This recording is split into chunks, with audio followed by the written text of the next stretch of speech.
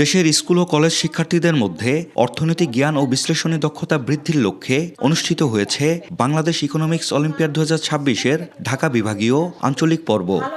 শনিবার 31 জানুয়ারি ঢাকা বিশ্ববিদ্যালয়ের নবাব নওয়াব আলী চৌধুরী সিনেট ভবনে উৎসবমুখর পরিবেশে এই পর্বের সমাপ্তি হয়। আয়োজন সম্পর্কে ইকোনমিক্স অলিম্পিয়াডের ব্র্যান্ড অ্যাম্বাসেডর মোহাম্মদ মানসুরুল হক বলেন, এই প্রতিযোগিতা শিক্ষার্থীদের অর্থনীতি সম্পর্কে আগ্রহ তৈরি করেছে, যা আগামী দিনে দেশের অর্থনীতিকে সমৃদ্ধ করতে গুরুত্বপূর্ণ ভূমিকা রাখবে।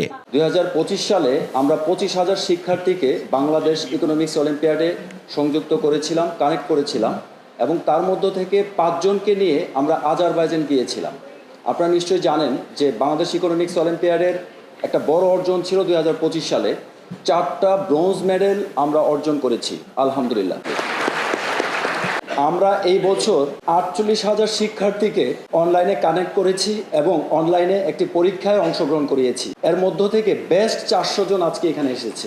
সো 400 জন শিক্ষার্থীর পক্ষে বাংলাদেশ ইকোনমিক্স অলিম্পিয়াড কথা দিচ্ছে যে এই শিক্ষার্থীদেরকে নিয়ে বাংলাদেশের ইকোনমিক্সকে আমরা অনেক উঁচু জায়গায় নিয়ে যাব ইনশাআল্লাহ। আয়োজনের পুরস্কার বিতরণী ও আলোচনা পর্বে বাংলাদেশ ইকোনমিক্স অলিম্পিয়াডের চেয়ারম্যান ডক্টর হোসাইন জিল্লুর রহমানের সভাপতিত্বে প্রধান অতিথি হিসেবে উপস্থিত ছিলেন অন্তর্বর্তীকালীন সরকারের শিক্ষা উপদেষ্টা ডক্টর চৌধুরী রফিকুল আবরার এবং অতিথি হিসেবে উপস্থিত ছিলেন বাংলাদেশ ব্যাংকের deputy governor doctor Mohammad Habibur Rahman.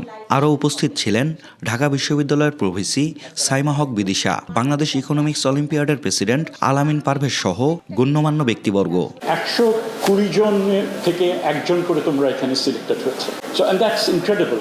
মানে তোমরা কি কনফিডেন্স নিয়ে তোমরা এখানে কম্পিট করতে এসছো, কি যোগ্যতা নিয়ে এখানে কম্পিট করতে এসছো। I think that is extremely important to bear that in mind. এবং আমি দৃঢ়ভাবে বিশ্বাস করি এই যে প্রথাগত যে শিক্ষা কার্যক্রম তার বাইরেও এই ধরনের উদ্যোগ, যেখানে অগ্রজ যারা রয়েছেন জিলুর ভাই এবং তার টিম, তারা তাদের এই সময়টা দিচ্ছেন গ্রুম করা একটা mentorship, I think that is extremely important. আমাদেরকে গুড সিটিজেন, অ্যাক্টিভ সিটিজেন হওয়া প্রয়োজন এবং সেই অ্যাক্টিভ সিটিজেন যে যার পরিসরেই আমরা থাকি না কেন, অন্যায়কে অন্যায় বলা এবং ন্যায়কে প্রতিষ্ঠা করা, I think that is extremely important.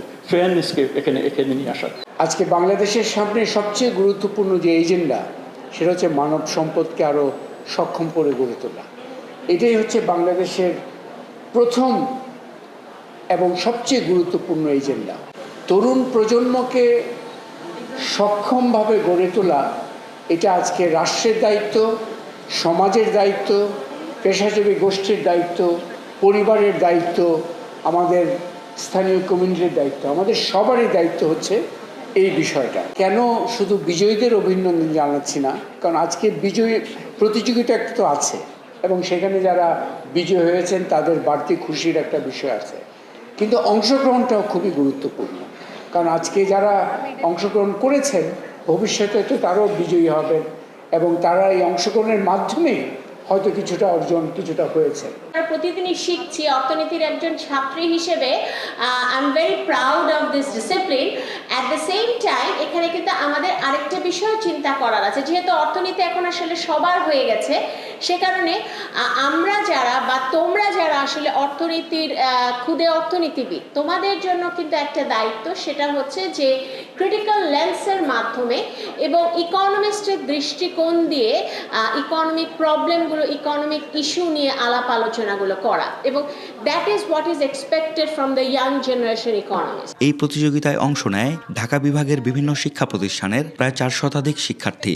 এদের মধ্যে পরীক্ষামূলক বাছাই পর্ব শেষে জুনিয়র, ইন্টারমিডিয়েট ও অ্যাডভান্সড এই 3 ক্যাটাগরিতে বিজয়ীদের হাতে পুরস্কার তুলে দেওয়া হয়। সাজ্জাদ শুভ, দেশকাল নিউজ।